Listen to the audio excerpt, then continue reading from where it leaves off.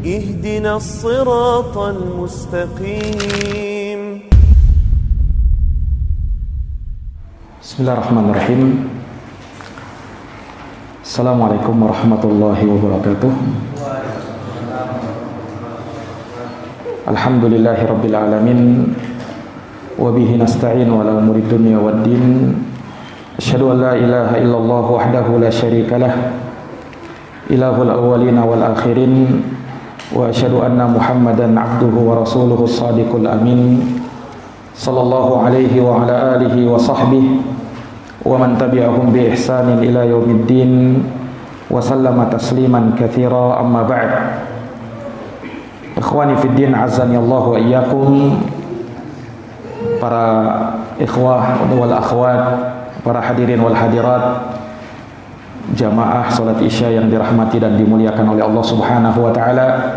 Alhamdulillah, kembali dengan taufik dari Allah Subhanahu wa taala kita dapat melanjutkan kajian kita masih dalam pembahasan ilmu yang membuahkan iman. Telah kita sebutkan di awal bahwa untuk bisa meraih iman dari ilmu yang kita dapatkan, maka poin pertama yang harus kita perhatikan bahwa ilmu yang kita tuntut adalah ilmu nafi'. Dia adalah ilmu yang bermanfaat. Sebab hanyalah ilmu yang bermanfaat yang bisa membuahkan iman. Iya. Oleh karena itu, dari ilmu ini akan melahirkan a'malul qulub, amalan-amalan hati. Nah, demikian pula a'malul lisan, amalan-amalan lisan, wal jawarih, dan amalan anggota badan. Nah, itulah iman. Iman itu kata para ulama disingkat dalam 5 nun. Itu kata ulama ahlu sunnati wal jamaah, iman itu qaulun bil lisani wa i'tiqadun bil janani wa amalun bil jawarihi wal arkani yazidu bi ta'atir rahmani wa yanqus bi ta'atis syaitani. Ada 5 nun itu. Iman itu menurut ahlu sunnah wal jamaah qaulun bil lisan, ucapan di lisan, wa i'tiqadun bil janan, keyakinan di dalam hati, wa amalun bil jawarihi wal arkan, beramal dengan anggota badan. Yazidu bi ta'atir rahmani, iman bertambah karena ketaatan kepada Allah Ar-Rahman. Wa yanqus bi ta'atis syaitani, dan dia bisa berkurang karena ketaatan kepada syaitan. Ini jamaah sekalian yang dirahmati oleh Allah. Nah, dari sinilah kita bisa paham bahwa ilmu itu bisa melahirkan iman. Sebab dengan ilmu akan melahirkan amalan-amalan hati, amalan-amalan lisan, dan amalan-amalan anggota badan. Dan itu adalah iman. Para jamaah sekalian yang dirahmati dan dimuliakan oleh Allah, makanya dari ilmu ini akan lahir amalan-amalan hati. Seperti apa? Mahabbatullah, kecintaan kepada Allah Subhanahu wa ta'ala. Oleh karenanya orang yang beriman adalah orang yang paling besar kecintaannya kepada Allah Subhanahu wa ta'ala. Lihat dalam surat Al-Baqarah ayat 165. Allah Subhanahu wa ta'ala berfirman, wa minan nasi may yattakhidhu min dunillahi andada yuhibbunahum ka hubbillah walladzina amanu asyaddu hubban lillah. Kata Allah Subhanahu wa ta'ala, wa minan nas, di antara manusia, yakni orang-orang musyrikin, may yattakhidhu min dunillahi andada, ada orang-orang yang menjadikan selain Allah sebagai tandingan-tandingan. Bagaimana caranya mereka menjadikan tandingan bagi Allah Subhanahu wa ta'ala? yuhibbunahum kahubbillah. Mereka cintai tandingan mereka itu, tandingan-tandingan selain Allah itu, kahubbillah, seperti cintanya kepada Allah. Ini sudah syirik. Menyamaratakan antara cinta kepada makhluk dengan cinta kepada Allah itu syirik. Nah, bagaimana lagi kalau cintanya kepada selain Allah lebih besar? Tentu lebih syirik lagi. Makanya Allah tegaskan, walladzina amanu asyaddu hubban lillah. Adapun orang-orang yang beriman sangat dalam kecintaannya kepada Allah Subhanahu wa taala. Ini iman. Kemudian jamaah sekalian, dari amalan hati ya yang terlahir dari situ apa? Khasyatullah. Perasaan takut kepada Allah Subhanahu wa taala.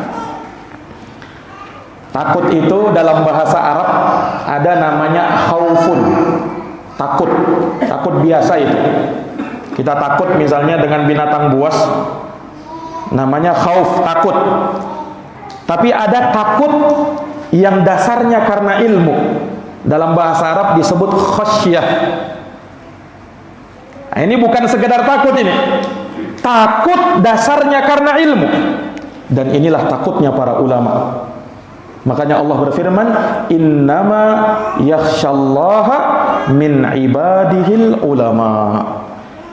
Sesungguhnya orang-orang yang mempunyai khasyatullah, perasaan takut kepada Allah Subhanahu wa taala, di antara hamba-hamba Allah adalah para ulama, orang-orang yang berilmu. Makanya mereka mengatakan orang yang berilmu itu pasti dia punya khasyatullah. Itu syarat orang yang disebut sebagai ulama. Artinya orang tidak mungkin mencapai derajat ulama kalau dia tidak punya khasyatullah, perasaan takut kepada Allah Subhanahu wa taala. Ini jamaah sekalian yang dirahmati oleh Allah. Lihat bagaimana ilmu melahirkan khasyatullah, perasaan takut kepada Allah Subhanahu wa taala. Apa kalau bukan iman itu? Ini jamaah sekalian. Kemudian apa lagi? Muraqabatullah. Ini juga dari amalan-amalan hati. Muraqabatullah, merasa diawasi oleh Allah Subhanahu wa taala. Merasa diawasi oleh Allah Subhanahu wa taala. Ini kalau orang sudah punya muraqabatullah, perasaan diawasi oleh Allah Subhanahu wa taala, dia akan bisa mencapai derajat yang tertinggi dalam keimanan, lebih tinggi daripada orang yang sekedar beriman. Nah, itulah jenjang ihsan. Yang kata Nabi SAW apa? Anta'budallaha ka'annaka tarah, fa in lam takun tarahu fa innahu yarak. Engkau beribadah kepada Allah seakan-akan engkau melihat Allah. Seakan-akan ya, karena tidak mungkin melihat Allah di dunia. Seakan-akan kamu melihat Allah. Fa illam takun tarahu fa innahu yaraka. Kalau kamu tidak mampu melihat Allah, yakni menghadirkan perasaan seperti itu, maka yakinilah Allah Subhanahu wa taala melihatmu. Allah Subhanahu wa taala mengawasimu. Ini muraqabatullah. Perasaan merasa diawasi oleh Allah Subhanahu wa taala. Ilmu melahirkan yang seperti ini. Iya. Terlebih kalau dia belajar tentang asma'ullahi wa sifatih, nama-nama dan sifat-sifat Allah Subhanahu wa taala, lebih besar melahirkan apa? Muraqabatullah. Tatkala dia tahu bahwa Allah Subhanahu wa taala As-Sami', Al-Basir, Al-Alim, maka melahirkan muraqabatullah, merasa diawasi oleh Allah Subhanahu wa taala. Ini jamaah sekalian yang dirahmati oleh Allah. Kemudian apa lagi? Dari apa yang bisa dilahirkan oleh ilmu ini, dari amalan-amalan hati, yaitu at-tawakkul 'ala Allah. Bertawakal kepada Allah Subhanahu wa taala. Apa itu tawakal? Tawakal artinya bersandar penuh kepada Allah. Dengan mengambil sebab-sebab yang disyariatkan, namun setelah dia dapat apa yang dia capai, apa yang dia inginkan, jangan dia menoleh kepada sebab. Ini namanya tawakal. Jadi orang yang dikatakan bertawakal kepada Allah, kalau dia bersandar penuh kepada Allah, berpasrah diri kepada Allah, Tapi tidak cukup sekadar di situ. Dia harus mengambil sebab-sebab. Nah, kalau dia berhasil mendapatkannya, jangan dia melihat kepada sebab, tetapi dia lihat kepada al-musabbib, yaitu Allah Subhanahu wa taala yang memunculkan sebab itu. Ini tawakal jamaah sekalian yang dirahmati dan dimuliakan oleh Allah.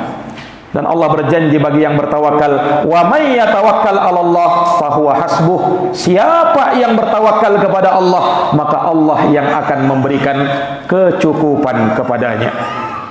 Lau annakum tatawakkaluna 'alallahi haqqa tawakkulih la razaqakum kama yarzuqut thair taqdu khimasan wa taruhu bitona. Andaikan kalian bertawakal kepada Allah dengan sebenar-benarnya tawakal, niscaya Allah akan memberikan kalian rezeki seperti burung mendapat rezeki. Di mana dia terbang di pagi hari dalam keadaan perut yang kosong, sore hari pulang dalam keadaan perut yang sudah penuh berisi makanan. Padahal para jamaah sekalian, burung itu dia tidak punya gudang penyimpanan makanan, tidak ada. Tidak ada alat yang untuk mencari rezeki kecuali cuman paruh dan cakarnya. Tapi lihat bagaimana Allah Subhanahu wa taala memberikan rezeki kepada dia. Andaikan kalian bertawakal kepada Allah seperti itu, niscaya Allah akan berikan rezeki seperti burung mendapat rezeki. Nah, ini jamaah sekalian. Tapi ingat, tawakal yang benar itu harus menempuh sebab juga. Ada orang yang salah paham dengan tawakal ini. Tawakal, dia tawakal, berpasrah kepada Allah, tapi tidak mau menempuh sebab. Ini tidak bisa seperti ini. Makanya pernah datang salah seorang sahabat Nabi SAW membawa ontanya. Kemudian dia ingin berkonsultasi kepada Nabi perihal ontanya ini. Ya Rasul, saya datang kepadamu, saya bawa onta saya ini. Saya mau lepaskan begitu saja, ya Rasul, saya tawakal kepada Allah. Benar tidak tawakal saya kepada Allah seperti itu? Kata Nabi SAW, bukan seperti itu tawakal. Kata Nabi, iqil wa tawakkal. Ikat dulu ontamu, baru kamu tawakal. Artinya apa? Nabi menuntun sahabat ini untuk mengambil sebab. Jangan kau berkata, ya sudah tawakal saja. Kalau mau datang dia onta itu kan datang kepada saya. Kalau mau hilang berarti hilang. Sudah saya pasrah diri kepada Allah. Bukan seperti itu yang namanya tawakal. Nah, disebutkan dari sahabat Umar bin Khattab radhiyallahu anhu, ada penduduk Yaman, Pak, datang kepada Umar, jauh-jauh dari negeri Yaman datang kepada Umar. Umar terheran-heran melihat, kalian datang dari Yaman ke sini, apa bekal kalian? Apa bekal kalian? Kata orang-orang ini, tawakkal Allah. Bekal kami tawakal kepada Allah. Luar biasa. Tawakal kepada Allah. Apa kata Umar bin Khattab radhiyallahu anhu? Itu bukan tawakal kepada Allah, itu namanya pura-pura bertawakal. Yang namanya bertawakal itu kamu ambil sebab dulu, kumpulkan bekal dulu, baru kamu bertawakal. Nah, ini jamaah sekalian. Jadi ada orang yang salah paham tentang tawakal ini. Harus kita luruskan. Nah, ilmu itu melahirkan ketawakalan yang tinggi kepada Allah Subhanahu wa taala. Di masa-masa yang sulit, ya, dia mampu bertawakal kepada Allah Subhanahu wa taala. Dia pasrah terhadap segala ketentuan dan keputusan Allah Subhanahu wa taala sambil tetap berusaha menempuh sebab-sebab yang disyariatkan itu. Kemudian apalagi tawakal, ilmu akan melahirkan keikhlasan kepada Allah Subhanahu wa taala. Ini amalan-amalan hati.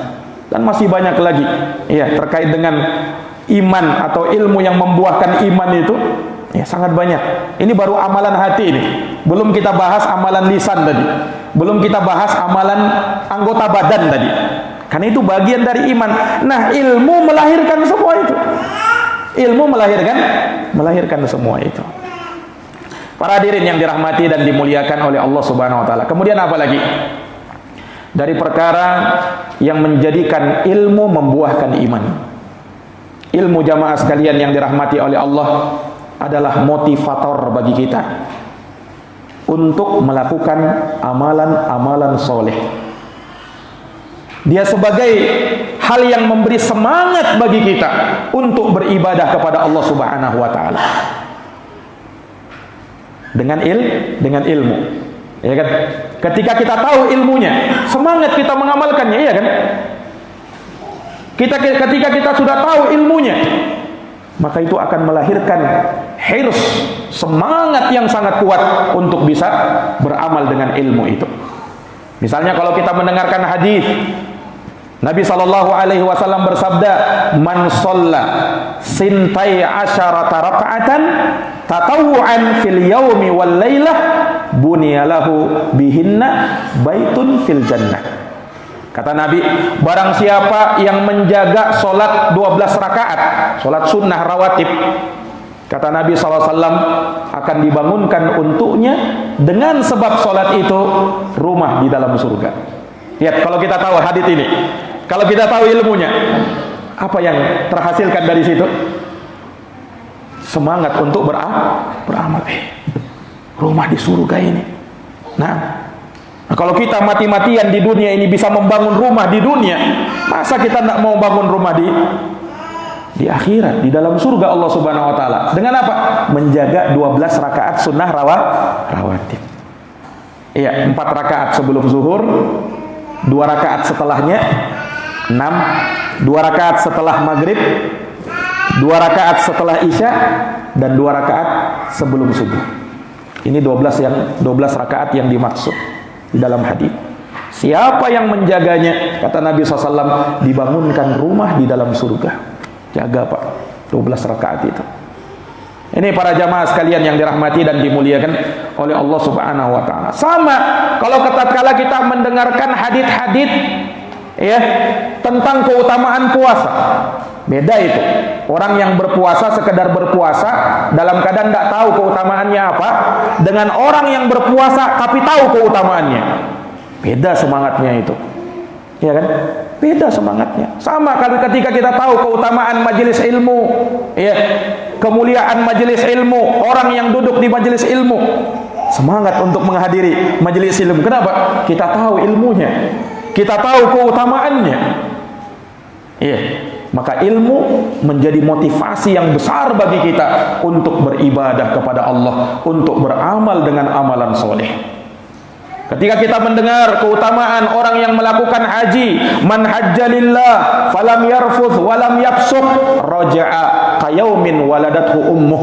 Siapa yang haji, kata Nabi, kemudian dia tidak berucap dengan ucapan-ucapan yang kotor, melakukan perbuatan-perbuatan kefasikan, maka dia kembali sepulang dari hajinya sama seperti dilahirkan dari ibunya. Sama seperti apa? Dia lahir dari perut ibunya. Subhanallah. Ini motivasi. Iya. Jadi dengan ilmu bisa memotivasi kita untuk melakukan amalan-amalan soleh. Tatkala kita mendengar keutamaan majelis ilmu, majtama'a qaumun fi baitin min buyutillah yatluna kitaballah wa yatadarasunahu fima bainahum illa nazalat alaihimus sakinah wa ghashiyatuhumur rahmah wa haffathumul malaikah wa dzakarahumullahu ta'ala fi man indah. Tidaklah berkumpul suatu kaum di salah satu rumah dari rumah Allah, mereka membaca kitab Allah dan saling memberikan pengajaran antara satu sama lainnya, melainkan Allah akan turunkan sakinah, ketenangan, rahmat akan meliputi mereka, malaikat akan mengitari majelis mereka. Lebih daripada itu, orang-orang yang hadir di majelis ilmu akan disebut namanya di sisi Allah Subhanahu wa taala di hadapan para malaikat. Ini keutamaan luar biasa. Dengan itulah kita tergerak untuk menghadiri majelis ilmu.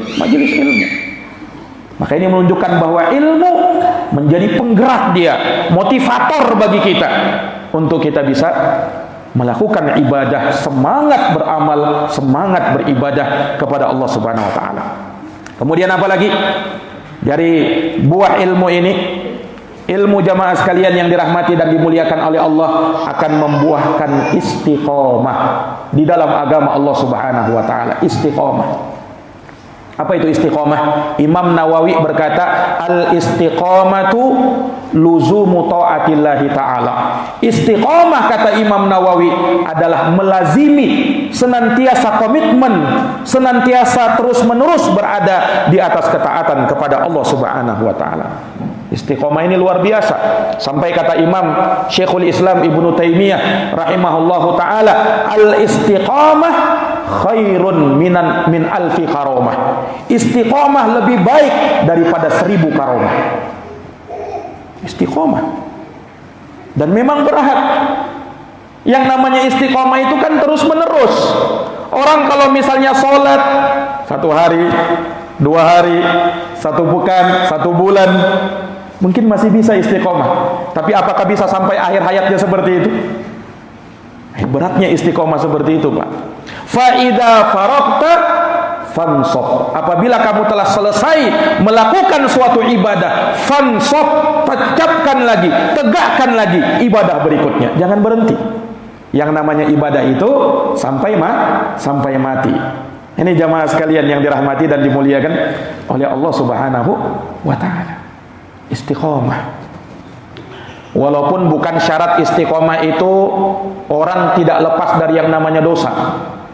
Bukan syarat, Pak. Karena yang namanya manusia pasti jatuh dalam dosa. Tidak mungkin dia tidak lepas dari dosa. Allah Subhanahu wa taala berfirman di dalam hadits qudsi, "Innakum tukhti'una bil-laili wan-nahar." Kalian itu wahai manusia bersalah siang dan malam.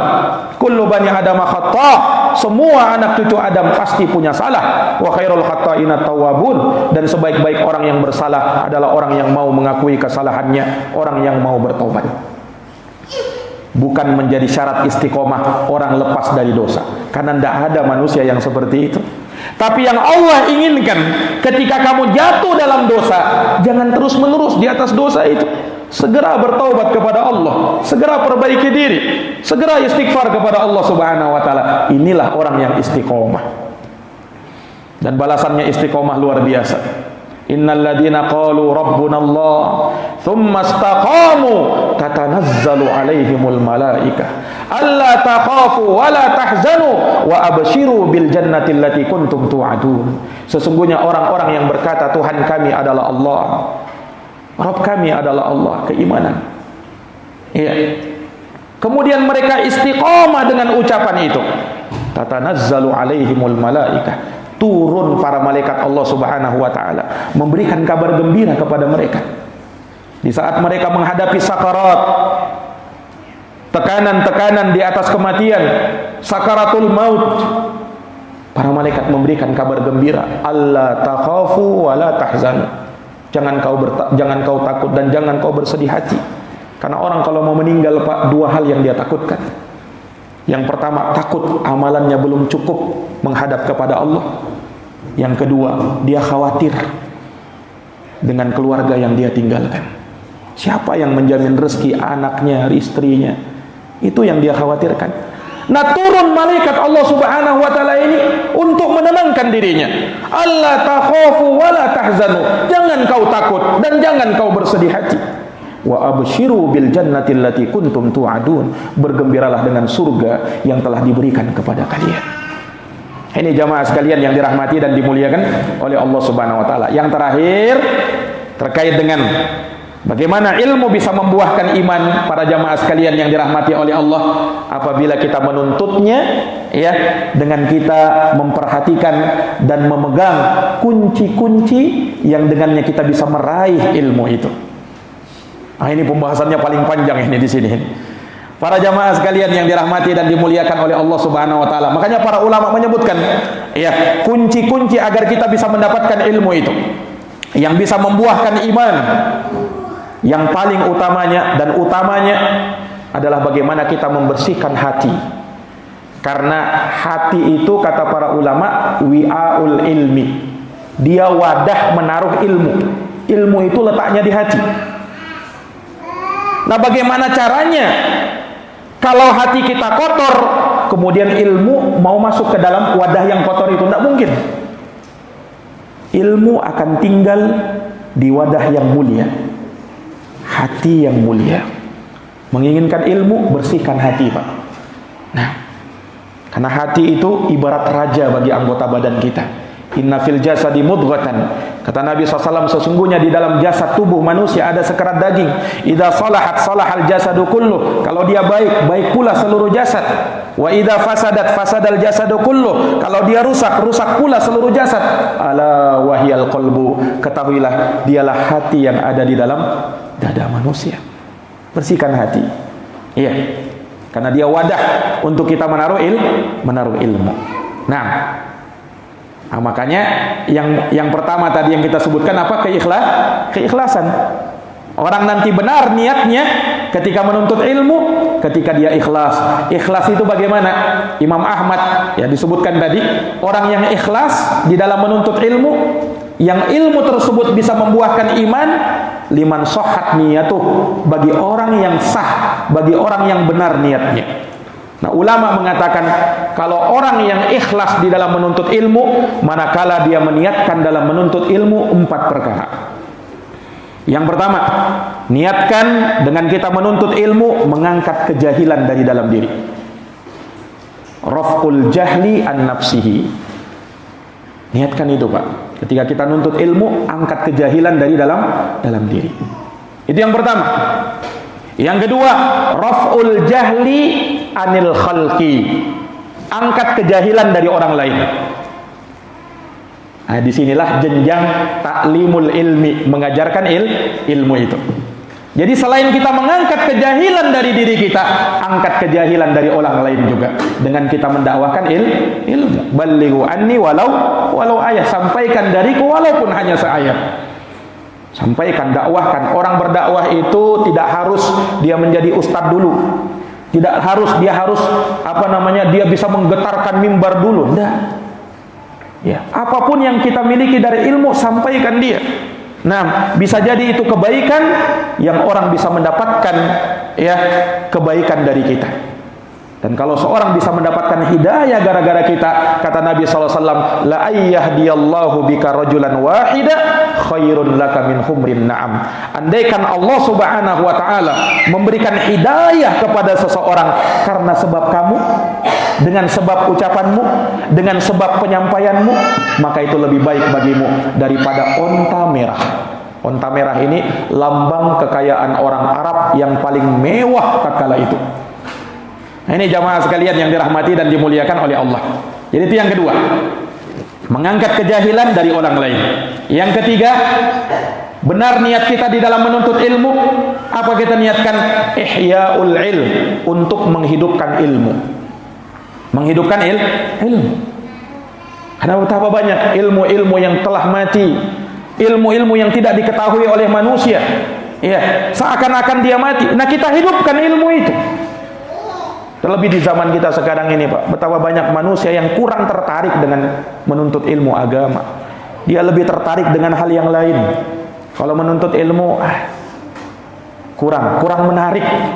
Nah, hidupkan ilmu itu. Kemudian apa? Yang terakhir, yang keempat, al-amalu bil ilm. Kita menuntut ilmu, benar niat kita dalam menuntut ilmu. Kalau kita niatkan dengan ilmu yang kita tuntut, mau beramal.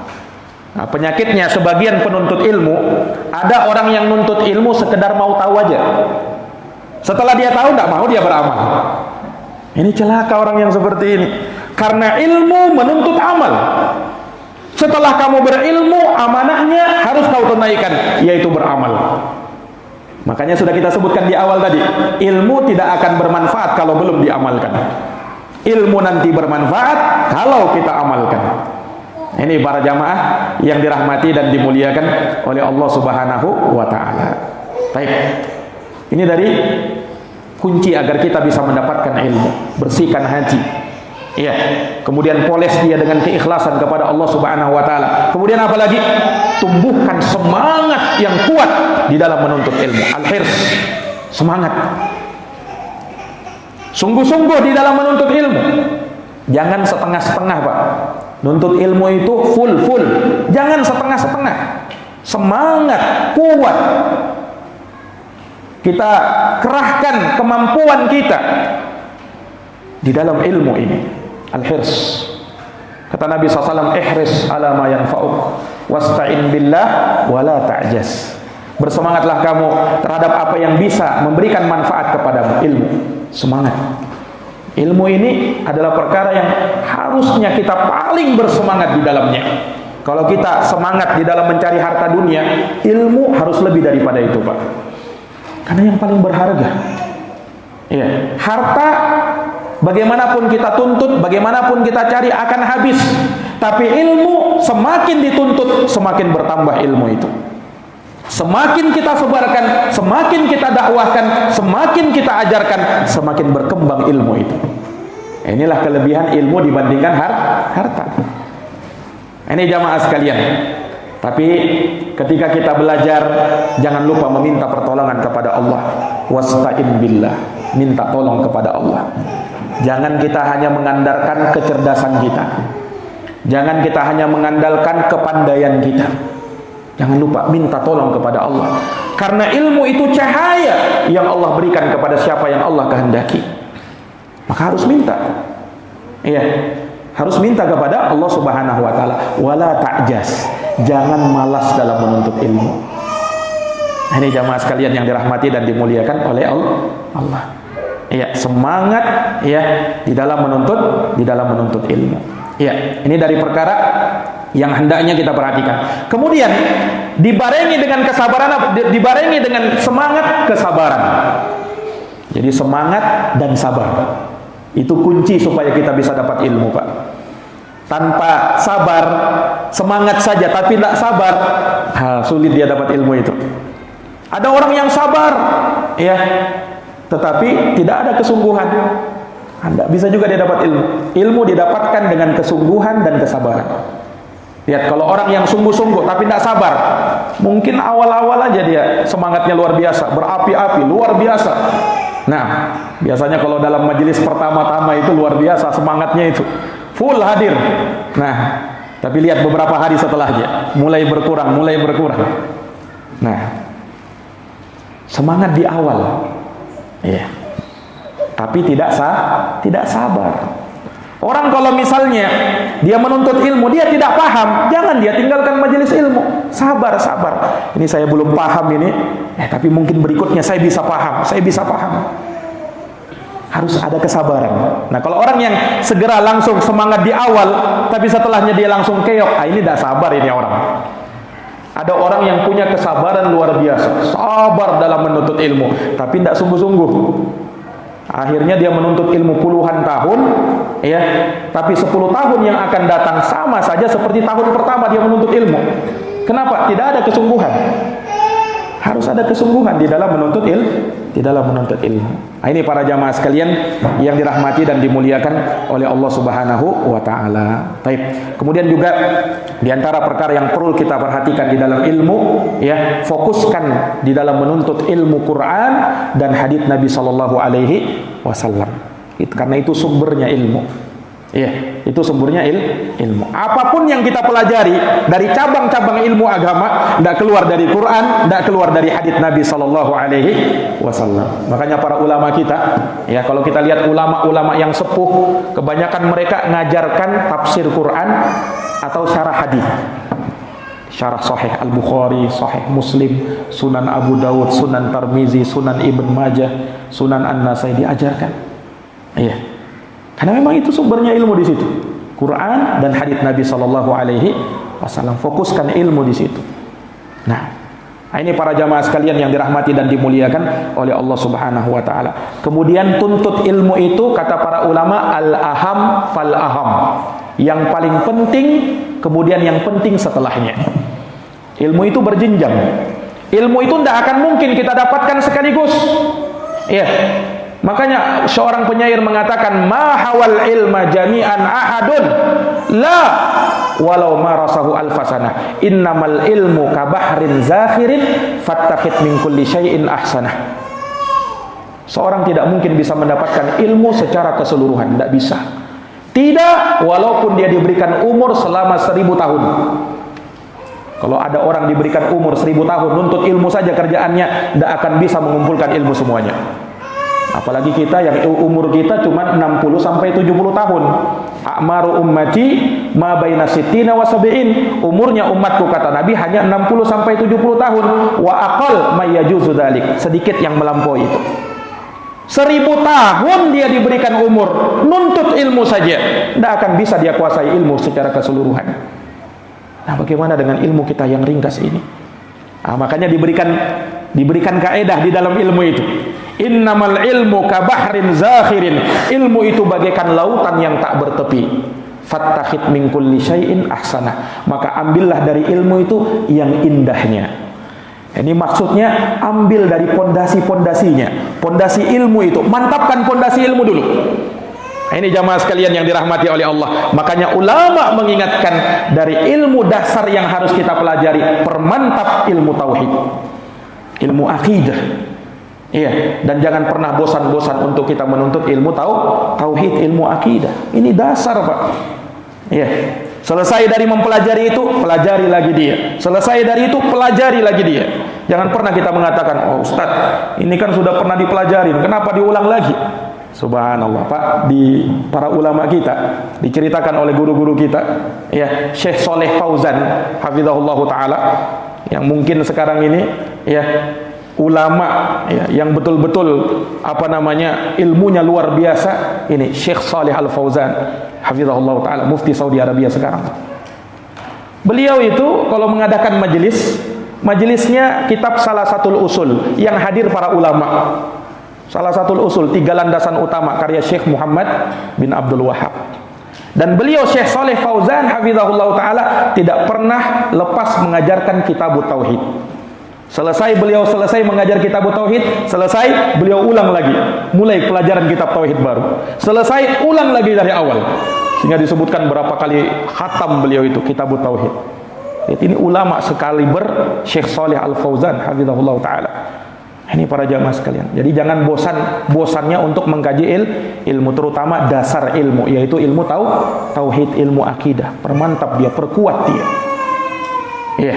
Kemudian setelahnya ilmu-ilmu yang dengannya mengangkat ibadah kita, yaitu ilmu fikih. Fikih ibadah, fikih muamalah. Ini yang harus kita kuatkan, Pak. Tauhid dan fikih. Yang lainnya itu kan menunjang kita. Kita belajar bahasa Arab, ya, yang bisa menunjang pemahaman kita terhadap ilmu tauhid dan ilmu fikih. Ini jamaah sekalian yang dirahmati dan dimuliakan oleh Allah. Iya. Dan memang yang kita butuhkan itu, kita butuh bagaimana kita berakidah dan kita butuh bagaimana kita beribadah. Ya kan? Dan itu ada di dalam 2 ilmu tersebut, ilmu akidah dan ilmu tauhid. Ilmu tauhid dan ilmu fikih. Para jamaah sekalian yang dirahmati dan dimuliakan oleh Allah, sebenarnya masih banyak lagi terkait dengan perkara-perkara ini, namun kita cukupkan sampai di sini. Insyaallah taala ya, kita akan lanjutkan nanti ba'da subuh ya, terkait dengan pembahasan yang lain, yaitu bagaimana Ahlus Sunnati wal Jamaah mereka berada di atas jalan wasatiyah, yaitu jalan pertengahan antara yang gulu ya, yang ekstrim, dan jafa, yaitu yang kaku, yang terlalu bergampangan. Ahlus Sunnah berada di tengah-tengah. Nah, ini juga bagian dari ilmu yang penting yang kita pahami ya, terutama bagi kita yang menisbatkan diri kepada dakwah Ahli Sunnati wal Jamaah, dakwatus salafiyah. Insyaallah taala akan kita bahas pada subuh nanti, pada subuh ini insyaallah taala biidznillah taala. Naam, wallahu taala alam bisawab. Jazakumullah khairan atas perhatian dari ikhwah seluruhnya. Jazakumullah khairan atas kesempatan yang diberikan kepada kami, kepada takmir masjid, kepada Ustaz Jumari hafizahullah taala, dan kepada yang lainnya. Semoga Allah Subhanahu wa taala senantiasa memberikan taufik kepada kita untuk memahamkan kepada kita ilmu yang bermanfaat, yang dengannya kita bisa beramal dengan amalan soleh. Semoga Allah Subhanahu wa taala senantiasa mengokohkan kita berada di atasnya sampai akhir hayat kita, sampai ajal menjemput kita, dan kita datang kepada Allah Subhanahu wa taala, menghadap kepada Allah Subhanahu wa taala dalam keadaan ridha dan diridhai olehnya. Demikian, lebih dan kurangnya mohon dimaafkan. Hadanallahu wa iyyakum ajma'in. Subhanakallahumma wa bihamdika asyhadu an la ilaha illa anta astaghfiruka wa atubu ilaik. Walhamdulillahi rabbil alamin. Wassalamu alaikum warahmatullahi wabarakatuh.